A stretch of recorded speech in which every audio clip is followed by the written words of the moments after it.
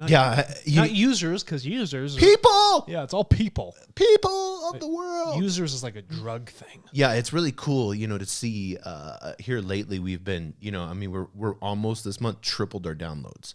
Yeah. For Tcast this month compared to last month, which we broke a record last month. People are finding so I just love you guys being on here, and we're breaking records on YouTube. But it's Monday morning. Some people woke up to being so frantic because they got an email in their inbox saying that their servers are locked down. Yeah, and you're not going to have any access unless you pay us. Ransomware. Yeah, ransom. Like that word ransom. Yeah, if you have a hostage situation, they want a ransom before they shoot the hostage. In most movies. Yes. I'm pretty sure in real life too. Yeah, So what we're looking at here is how does that happen in a digital format? So in case someone wants to know what ransomware is, most of these things happen with a VPN.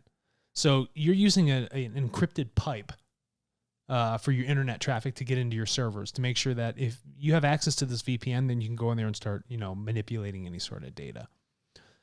So the ransomware, what it does is it looks for these backdoor encryption holes in the security. Right. Where they can get in there and then take over control of the VPN, which means then they shut off everybody's access to these servers. And then they're the ones that have access to the servers and the company does not. So then after they've gained access through this backdoor security hole, they're like, well, do you want this important information to you? You're going to have to pay. This is a hostage situation. We're holding your data hostage, your servers, your processing. Well, you're like, well, crap, I need that. So it's either you pay them, or if you don't, then what they're going to do instead, they can't shoot the hostage. They can delete all your data, or they can expose private information to the public. And then you're really screwed. Mm-hmm. And for personally identifiable info, a large target of this has been healthcare data. And I was wondering, could you hit one of the percentages here that this gentleman, Donnie Palmer, wrote about in his article? Yes. He said ransomware attacks now to blame for half of healthcare data breaches. Half. So when you think about half, and he goes, as a result, ransomware is now responsible for 46% of healthcare data breaches. More than 35% of all breaches are linked to ransomware attacks, resulting in often tremendous financial cost. Yeah. So there's been a security update that's come out to fix these, to patch these security holes in the VPNs, but not all the companies have done this. Right. So that tells me that 46% of these companies still leave that hole open. So 46% of all financial healthcare data that's stored on a server, not financial, but healthcare data that's stored on a server is just like, it's open fair game for nation state hackers and regular ransomware groups. Yeah. And, and the emails that come out or the way that it's perceived, they look like the nicest. Let's help you. Hostage situation ever. Like they're not wearing ski mask and being mean. They're like, hey, we noticed this. We're here to help. What does that remind me of? What's that syndrome when you've been a hostage for so long? Oh, Stockholm syndrome. It's like, okay, you are here to help. Yeah. Okay. Oh, yeah. Help cool. me. Yeah. Perfect. Yeah. Here's $1 million in Bitcoin. Yeah. I like the double extortion technique though. The auditing part of your company is just like, oh crap. Like, how we get all this Bitcoin now? Yes. Yeah, exactly. Yeah. They said this double extortion technique is intended as extra leverage to force victims of ransomware attacks to give and pay the ransom rather than taking the time to restore the networks themselves.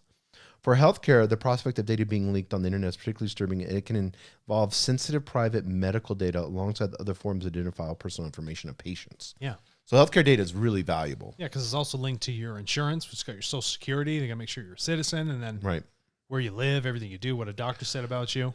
So if somebody wanted to give their healthcare data as a packet and they wanted to sell that on TARTLE, what if somebody's worried about their privacy or fear because healthcare data is worth a lot. Mm-hmm. So, I'm like, I have my healthcare file. I would love to be able to sell it and make some money to help the world. But at the same time, I don't want something like this happening. Well, you don't have to worry about ransomware. Right. You're the one taking control. It's not sitting on some third-party server and they lack some, quality security for you. It's like, I want to access my information and I want to store it in this data bank, right? In the TARTLE marketplace, keep it nice and safe. and no one's going to hold the ransomware against me. And also, if somebody goes to try in and like steal it, we have a double encryption algorithm on all of our stuff. We can't read it. Someone on the outside could read it unless they had a specific private key that you had, and you would have to then go share this private key with this individual after they've, first of all, you got to hack through the first wall. And then after you're through the first wall on our servers, you got to go into the next one of an individual data packet. And then you got to try and hack that. It is not conducive. You don't have the computational power to do so. That's like saying we can falsify the blockchain. You know, it's ridiculous. So you should feel safe in knowing that I've taken my data from the healthcare provider and I put it into something that I have control over. And I know that no one's ever even going to be able to read it. Not even TARTLE, who hosts those servers. But for the medical company, they can read whatever they want. They have the ability to go in and just be like, yeah, this is this, this is this.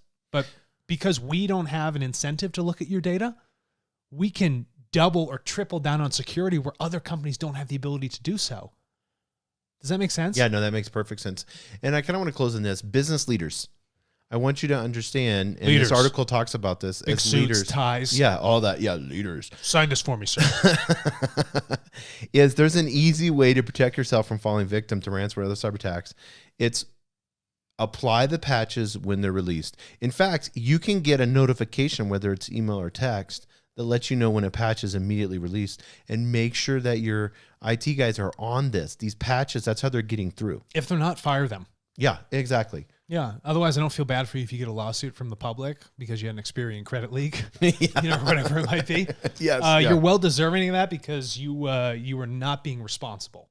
Yeah, and then any application that they're no longer getting security updates on, make sure that you get a new application. Yes, and then find new software.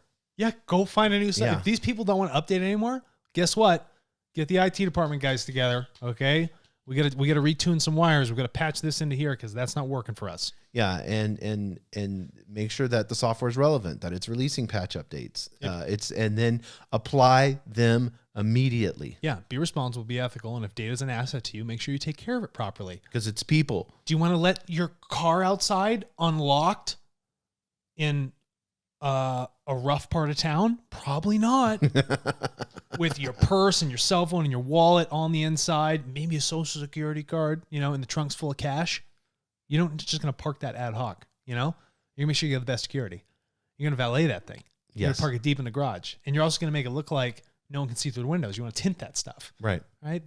Take those precautionary, obvious measures, especially if it's something that is not yours in the first place. Yeah, and if you want to have that car that has the tinted windows, that's bulletproof, that's sitting in that perfect secure garage, how would you purchase data through TARTLE? That's great. If you're a data buyer and you want to work with our sweet, completely agnostic double encryption system, right?